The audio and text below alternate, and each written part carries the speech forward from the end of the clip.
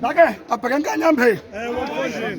Ngathi xa ndibuya enkanyambeni kulamhlaba waseKapa ndafika inkosikazi sithi amanye amakhosikazi ebefotiwe ngamadoda abo. Kodwa khange sikubone efotweni.